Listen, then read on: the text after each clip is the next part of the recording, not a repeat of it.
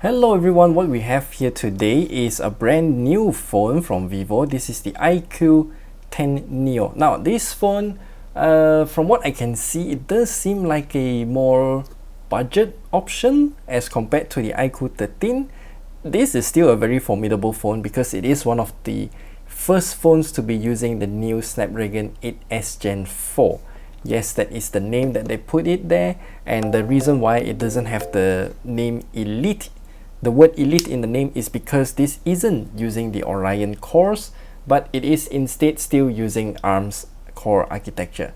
Now, ARM's cores are still very powerful to this day, so let's just jump into the specs first. So where's the specs?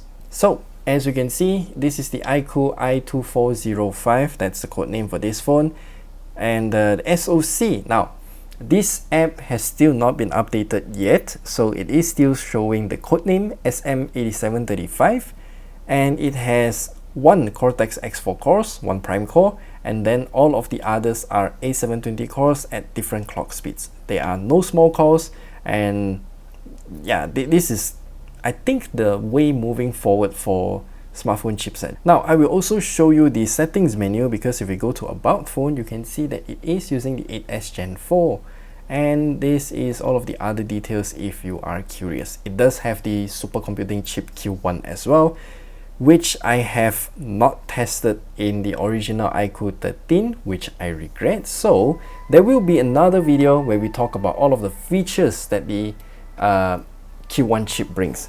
So when we hit into a game like Genshin Impact, when we swipe in, you can actually see that there are two different panels. So performance panel, we have monster mode, balance mode, and also battery saver mode. I'm just gonna use it in monster mode because I want the highest performance possible. Going by the name of this chipset, is Snapdragon 8S Gen 4, it implies that the performance should be between the Snapdragon 8 Gen 3 and the 8 Elite. So I do expect Genshin Impact to be running at around 40-50-ish FPS, somewhere around there. And as for the game tools, as you can see here, you do have all of these exclusive options that are available in iQOO phones. So for the game vibration, you can turn it on or off.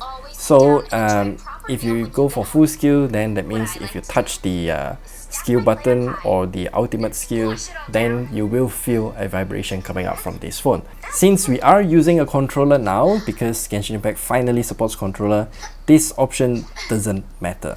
And then for esports mode, if you turn it on, it will disable background calls, notifications, and also turn on the mistouch prevention. Doesn't matter since we're using controller once more. Now, the game super resolution is something that I really want to test because this is related to the supercomputing Q1 chip.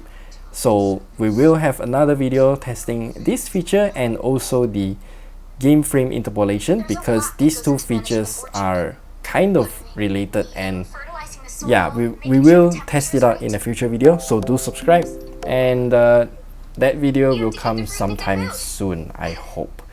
And then for the if we scroll down, then we have one more special feature called the bypass charging. Now, I do have a Ugreen USB PD power bank here. This is the PB720, I think, I can't remember, but if you want to check out our video about this power bank, then hit the link at the top right corner there. There are a few similar power banks, but in just different shapes from Ugreen themselves, so you can pick and choose. So once we plug it in, turn on the power bank, and let's press bypass charging. Oh, it works, even for USB PD PPS. That's really good to see. And let's just unplug that for now, and let's get on with the gaming test, starting with Genshin Impact. Now, for Genshin Impact, we are playing it at the highest possible graphical settings. I will show you here. Yeah, here it is, everything at the absolute highest. So let's get on with it.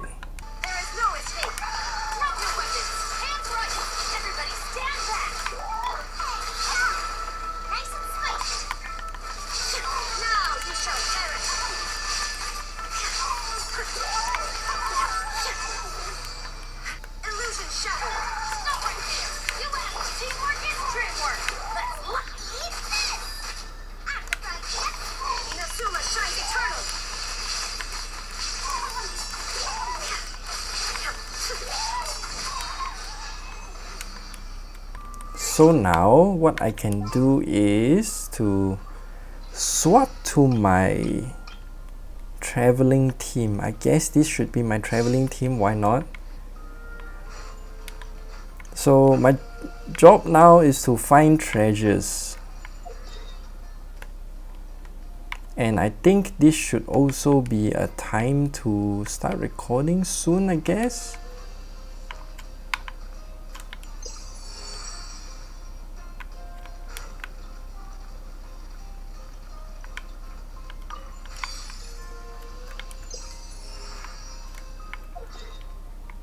Let's head to the new area first.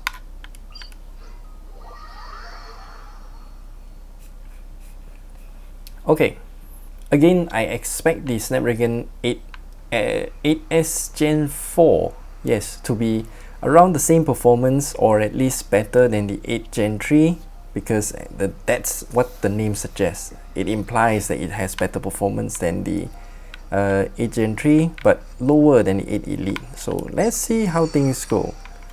We're just gonna spend some time here to collect stuff, spend some time, see how long it can last before thermal throttling.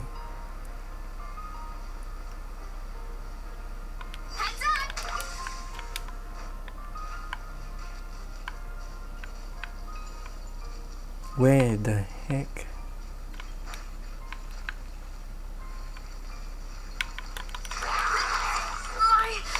What? Is gone. Bro, there was instant death.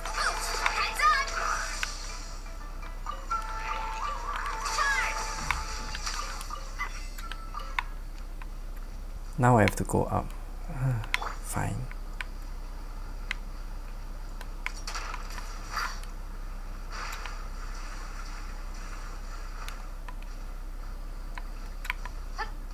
The CPU is quite choked. It's constantly near 90%, so that's a bit dangerous.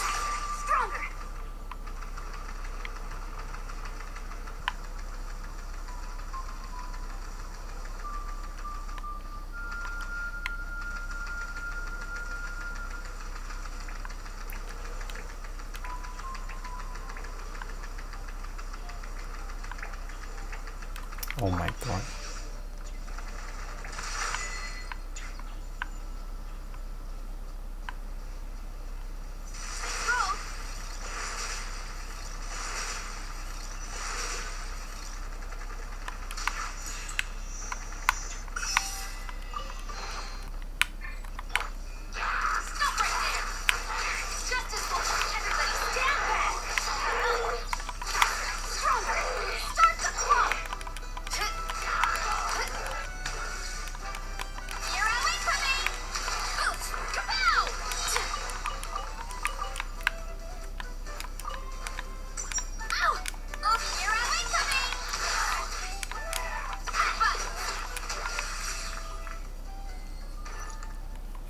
Wood.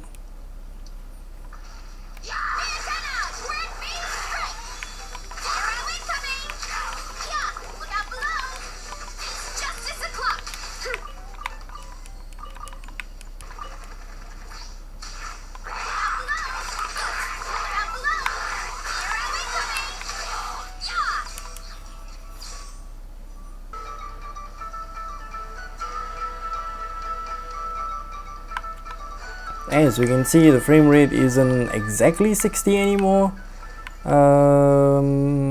Yeah, I do expect that from the 8S Gen 4.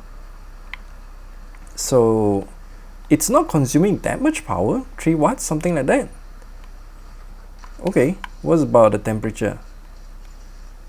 47.1. Wow, that's really hot.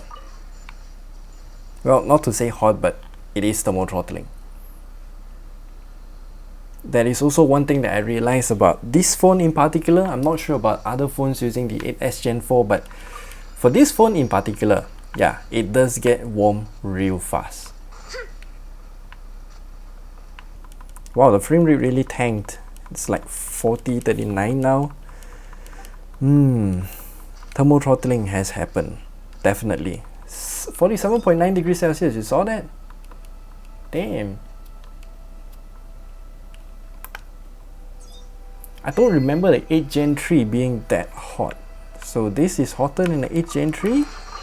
Or maybe it's just for this phone in particular. I don't know, but either way, the frame rate doesn't fluctuate that much, so even if it drops, you won't feel that it's a big deal. Not like it's dropping from what's it again, from 60 to like 30 or 20, something like that. That would be more jarring than this. Again, frame rate consistency is much more important compared to frame rate numbers. So if you're getting constant 45, it's better than jumping around between 40 and 60.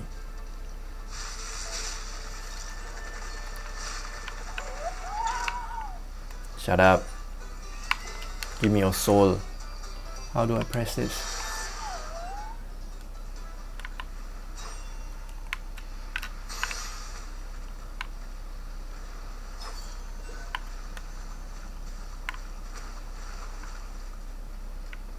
What the heck? Huh? That's it? Okay, I guess.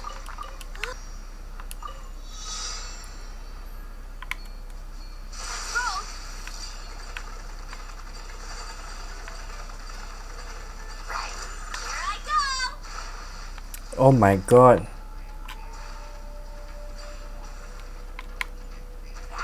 Stop it! Hurry up, Rasa!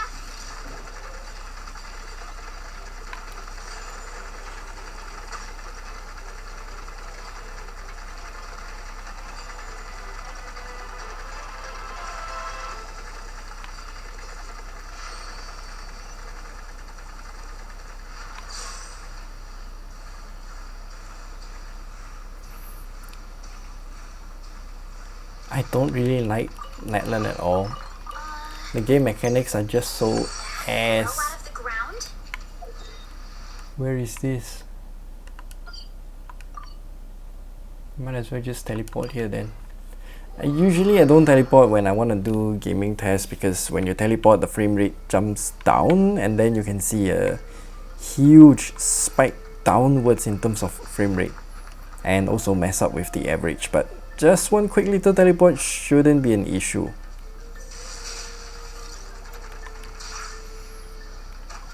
So as you can see there, the frame rate, I would say we are mostly getting around like 40-ish FPS after thermal throttling. So the temperature is still quite high, 48.1 degrees Celsius right now. I do presume that it will thermal throttle again and then drop back to like 39 FPS, something like that, because that is the consistent frame rate that we are getting for this phone. So it will jump between like what's it again, around like 40-ish and 39, somewhere around high 30s. Yeah, the frame rate consistency is good. Okay, I guess that's all we have for Genshin Impact this time. I've been in the game for like nearly 30 minutes. So as you can see, the temperature 48.1 degrees Celsius, rather high. And I should also take the temperature. Wait, we will leave the frame rate analysis to the end of the video, and of course I will leave you the timestamp down below as well in the description. So the chipset should be somewhere around here because that's where the hottest spot is. So if we take our thermal camera, we can see, yeah, that is indeed around 45.5 degrees Celsius. Rather high across the entire front side of the screen. So around the bottom edge is around 45.0. 44, okay, still rather high. So at the top here, I suspect it should be around, whoops, 43 point something. Okay, yeah, it is definitely hot. Not burning hot, but hot. Just warm. There's a lot that goes into managing So an orchard. yeah, as you can see, the hottest spot is around here, 44 point something degrees Celsius. Temperature's right. Mm, Most important. You have to keep the fruit in a good mood. nothing much to see here. What's with this strip here? It looks like a butt crack. I'm not sure what's the split here, because you can definitely see a line here going across the entire this bottom half of the phone. I will show you a clearer picture on the screen here. No idea what's going on. That is certainly something special, something unique. That could be the dual cell battery, but I can't really tell for sure. Now for Zenless Zone Zero, even in the login screen, we can already do this. We can already see that everything is at the absolute highest possible graphical settings. So too bad it doesn't have unlocked frame rate here, but it does have unlocked frame rate on PC. Input, I will change to controller. This game isn't officially quote-unquote supported by the supercomputing Q1 chip, so we don't have the what's that thing called again? The super resolution and also frame interpolation, so we are only left with these options. It does have 4D game vibration, but it's a very basic type of vibration detection. It doesn't have like, if you press special buttons, then it will have special type of vibration. So again, using controller, I'm gonna leave that off. Bypass charging is still here, so okay, that's good. Now let's just jump straight into the flower boss.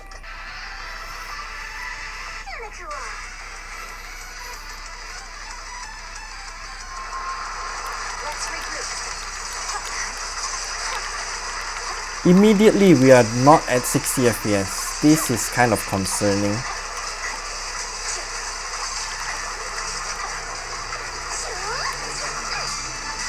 Oh my god.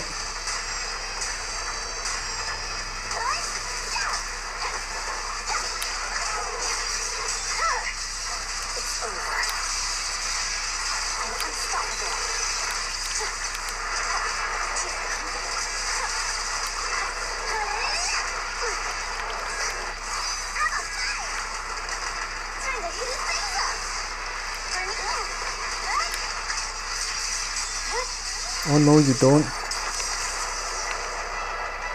Ah, this is quite a bad run.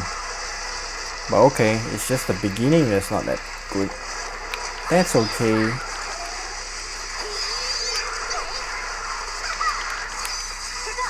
Oh my god.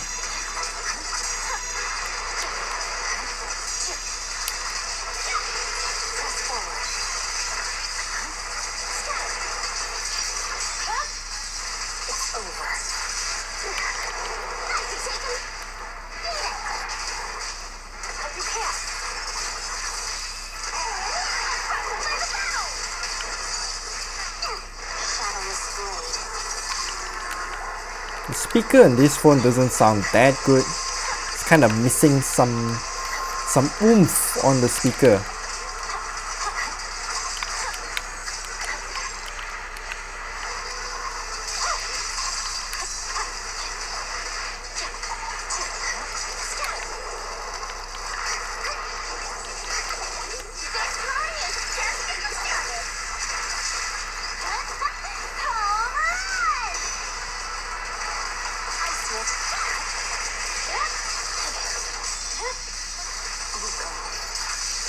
Victory, the only option.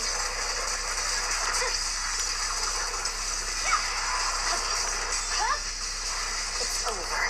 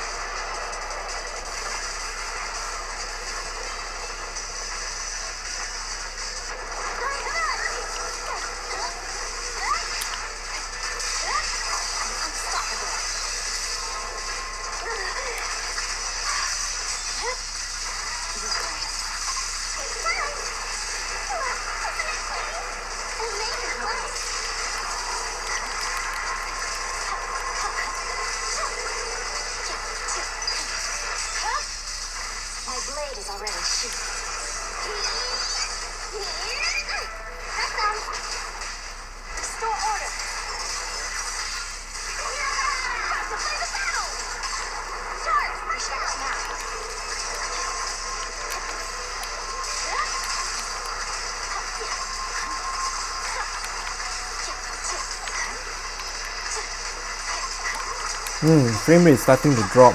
That's the mode throttling.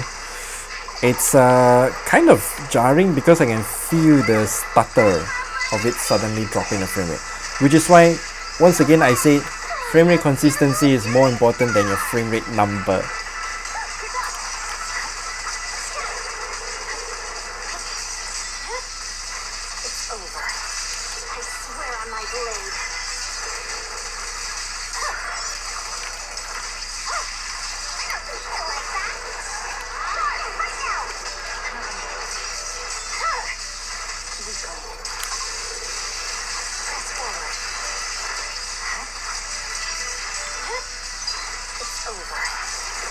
Mm.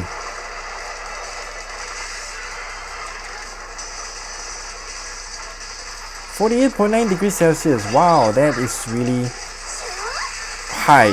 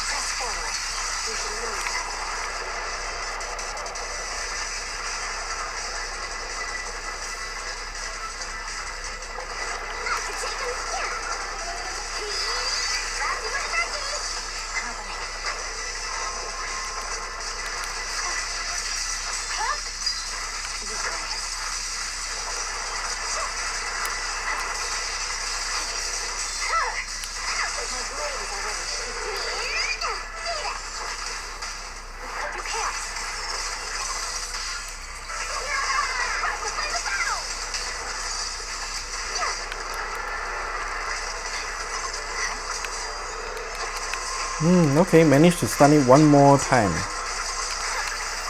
Doing better than touchscreen already, that's good.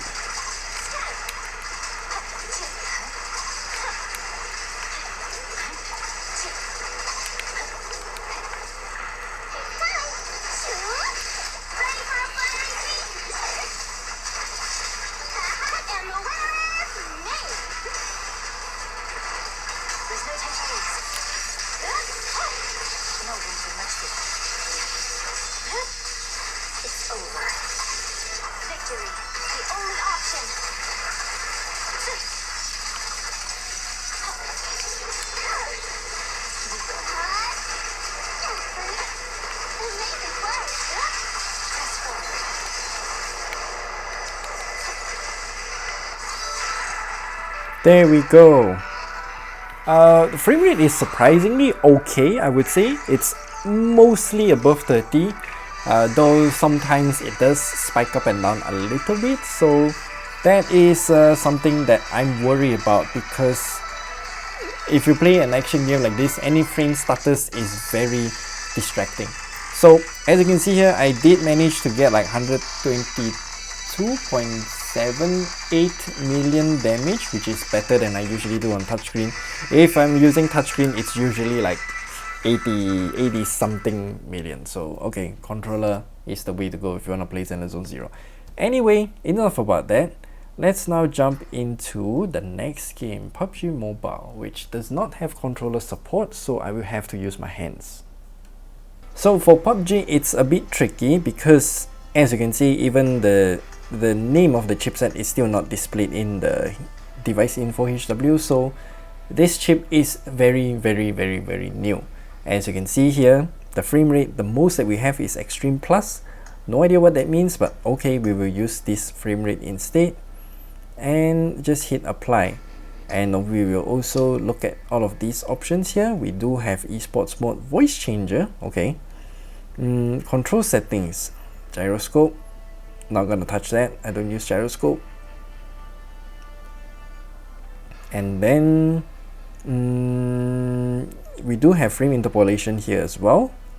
And we also have the 4D game vibration. Let's just turn it on because why not? And then it doesn't have the, oh, it does have super resolution. Okay, that's good.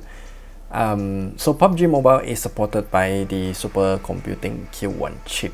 So let's hit into a game.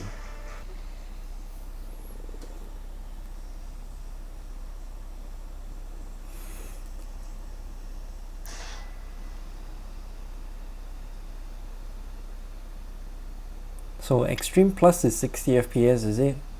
I can't really tell. I know it's super responsive, so okay. Feels like it's 90 though.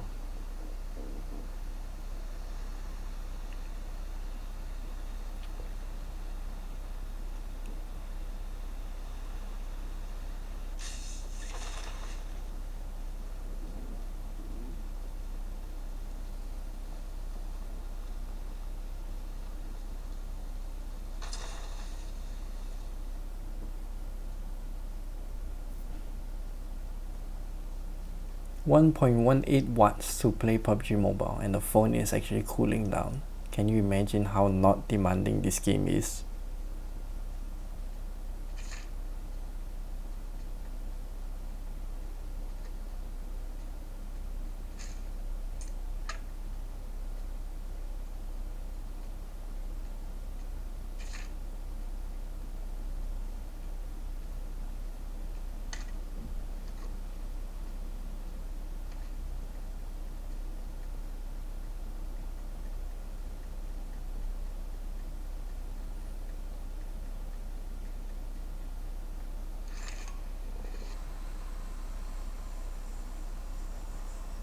Horse?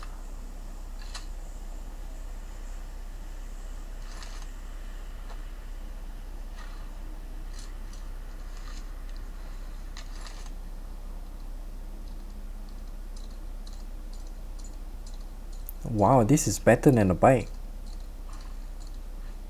Ooh. Can I go in the water though?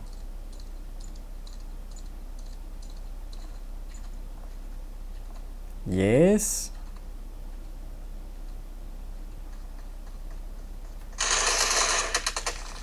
Okay, that's all for PUBG Mobile. Purposely went there to just unalive myself because there's really nothing much to talk about PUBG. It can run at whatever frame rate we want it to be, and that's good. As a quick disclaimer, COD Warzone has already been discontinued, and this video was filmed before I found out about the termination. So I'm just gonna leave it in the video, but do take note that COD Warzone is no more. Good riddance. This game is horrible, it's always problematic, and also unoptimized. So goodbye, you will not be missed. Now for COD Warzone, this is a bit, I would say a bit tricky because this game is always problematic when it comes to new chipsets. I hope this isn't a problem. So yeah, this game does has controller support as well, so let's just jump into a game of Trios Mobile Royale.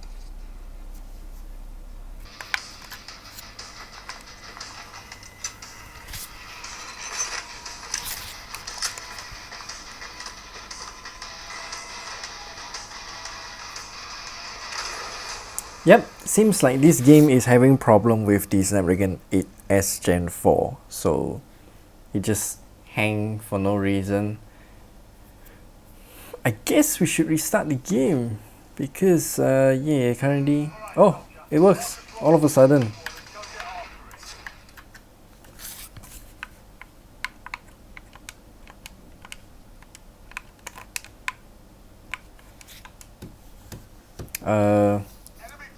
You know what, I'll just use my hand. just seems like something weird is happening on the phone. Whoops.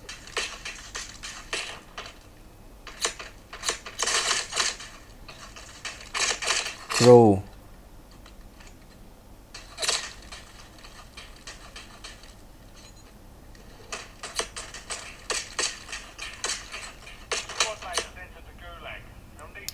Okay, it hang again.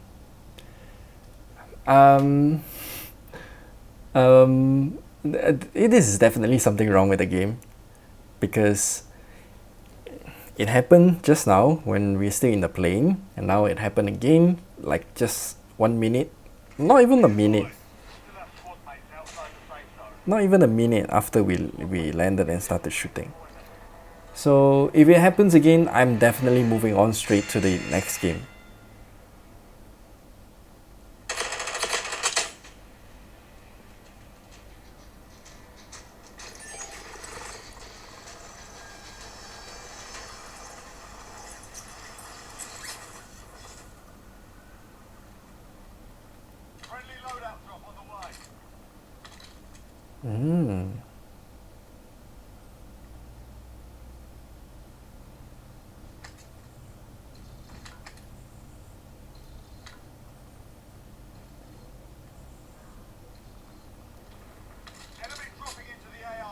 Okay, there it goes. Same thing happening again. This is definitely a problem either with the game or the GPU driver. I'm more inclined to believe that this game is problematic, as always, because it doesn't happen with the other games that we've tested with this phone. So, it's always COD Warzone.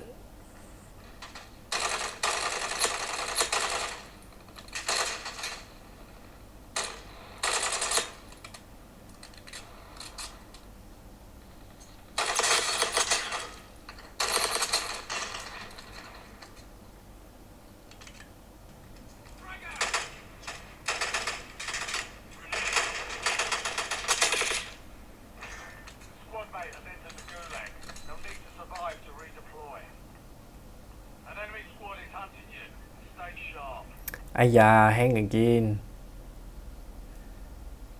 Yeah, that is definitely a game problem. I will just skip on to the next game because this is getting stupid. It's always COD Warzone. So now for War Thunder, I'm just gonna show you the options that we're using. Again, everything highest and traditional anti-aliasing, because that's what I was using originally. They just added a lot more options later on. So with all of those options, we just jump straight into a game. I'm not good at this game at all, so I'll just go along. Ramadan 31 25 31 2025. So you need the tung tung tung sahur, right?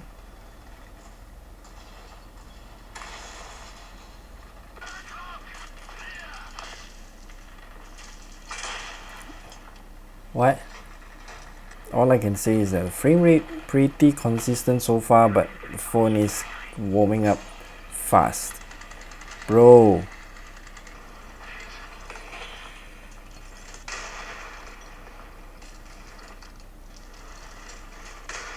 Oh no, the tree.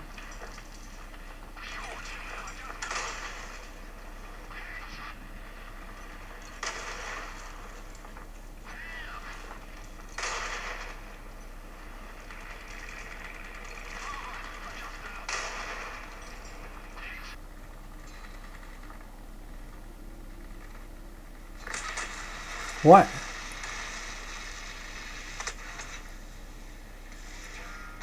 What?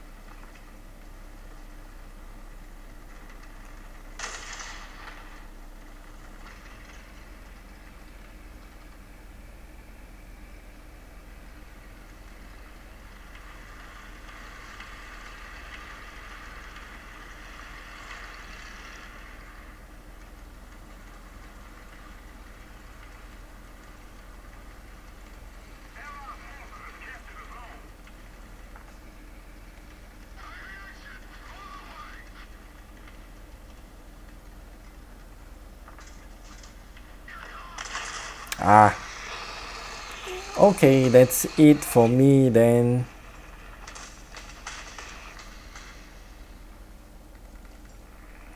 So for War Thunder, it's okay, quite consistent 60 FPS, so no complaints there. Now let's move on to the last game, which is Wuthering Waves, and it does have controller support as well, which is amazing. Actually, they had controller support since day one, so yeah, it took Genshin 5 years to bring it to Android. So we're using it at the absolute highest graphical settings with the auto FPS turned off. I am also, they do have a frame interpolation option thing in the, what's it called again? 8 Elite, but it's not available on the 8S Gen 4. Maybe it has not been updated yet, but we are using whatever settings that we have right now. So, I just want to show you that why doesn't this game have the smart side, the game turbo bar? That's weird. Anyway, this is Wuthering Waves. I've been playing a bit more nowadays because it's better than Genshin, honestly speaking.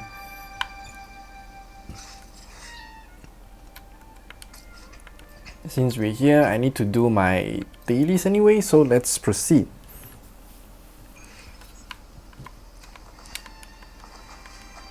I'll just start the recording because don't really know what else to do with this game.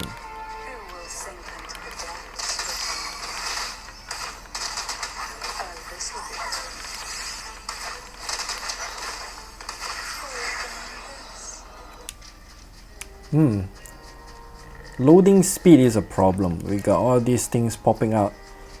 A telltale sign of a loading speed issue.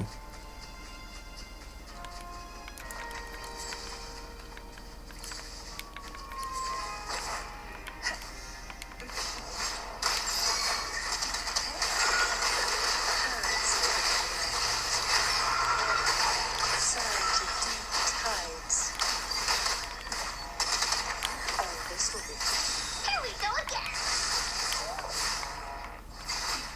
Feel the tide pull. Wow, it's a bit difficult to collect stuff if the loading distance is like this. Not even sure if the flower is there until I get there physically.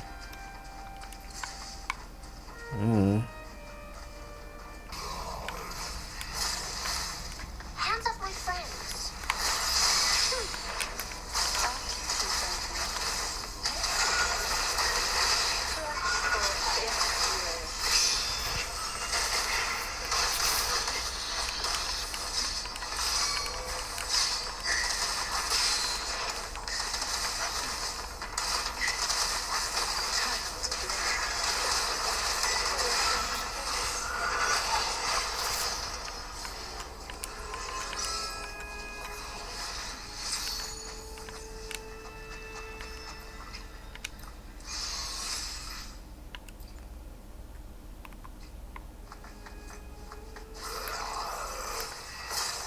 Fruit of evolution. Surge of deep tides to sunken depths.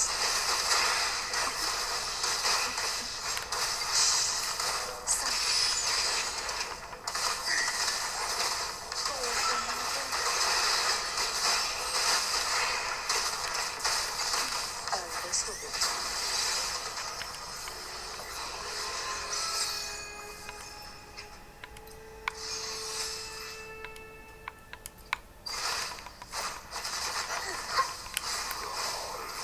All the things. Fruit of evolution.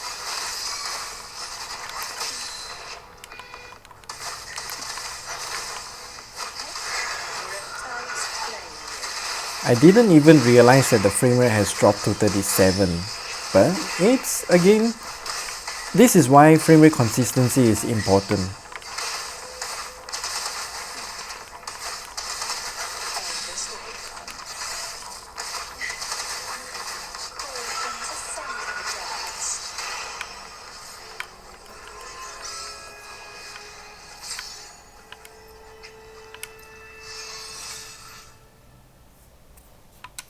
Might as well do the last time, right?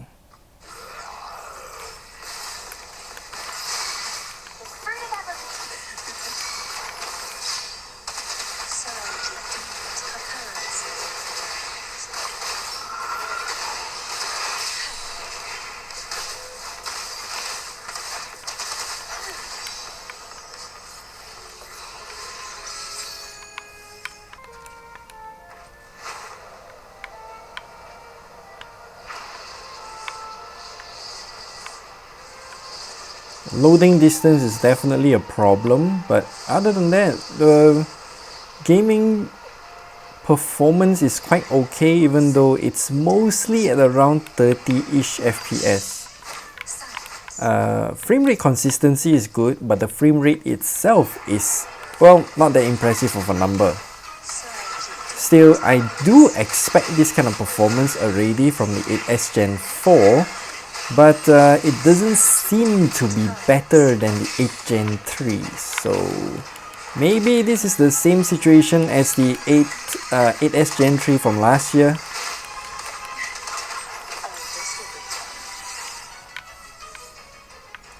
Yeah, now it's thermal throttling, we are down to 30 FPS. It's a bit more stuttery, but again, frame rate consistency.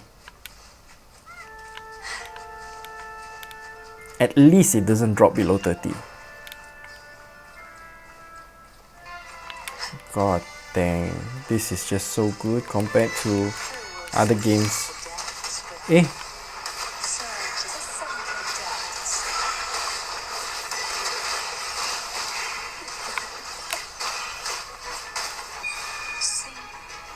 Whoa, that frame drop.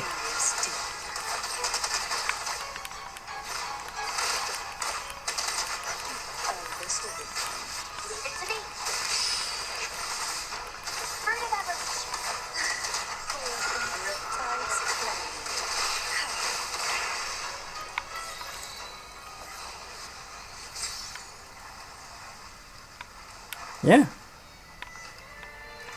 Overall, not the best in terms of frame rate, but again, consistent frame rate. It doesn't drop drastically. So I would still give this a thumbs up. Okay, so we're done with the gaming test of the iQOO Neo 10. Now let's check out the analysis of the frame rates and whatever data that we've recorded just now. So again, V2 Scene, if you want to check it out, we have a video.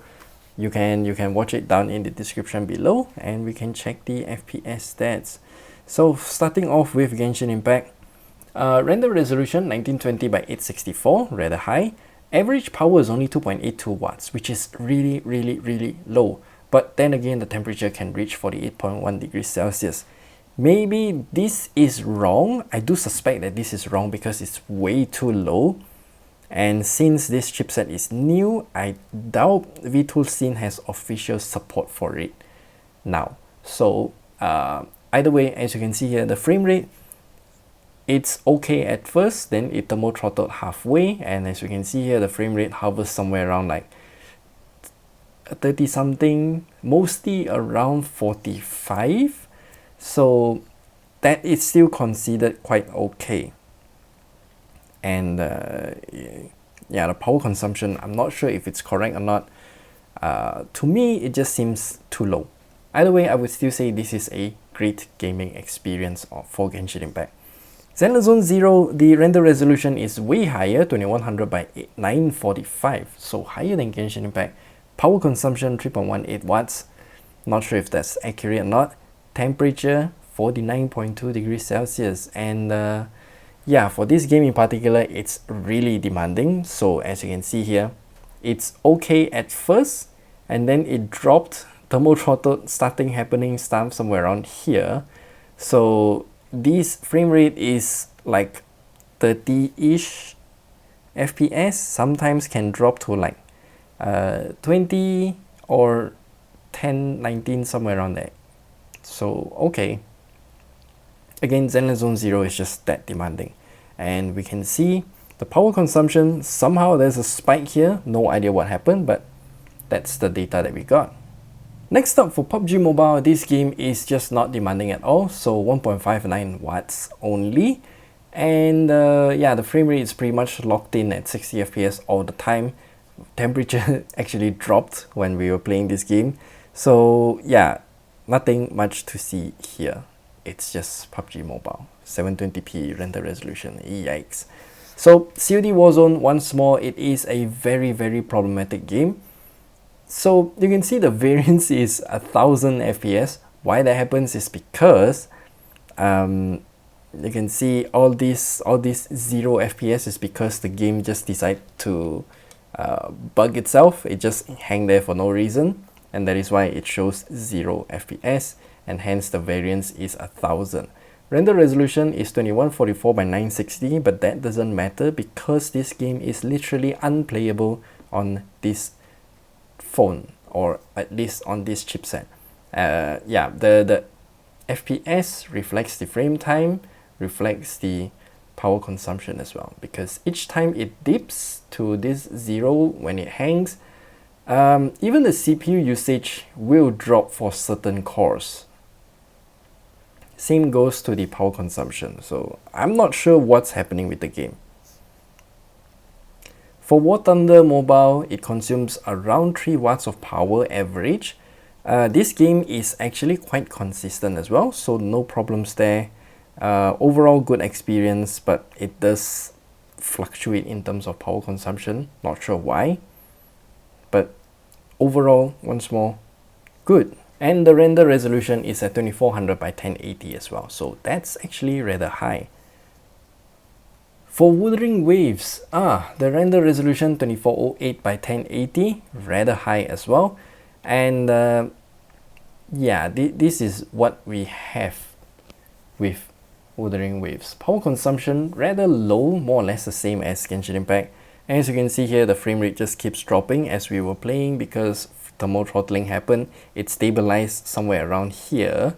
So I would say you will get around 30 FPS most of the time when you're even doing your dailies.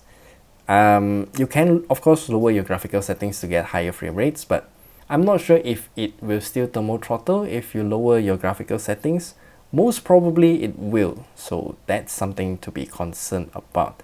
And again, power consumption, not sure if I believe this. 2.71 watts is really low. Then again, the temperature is already really high, 49.2 degrees Celsius.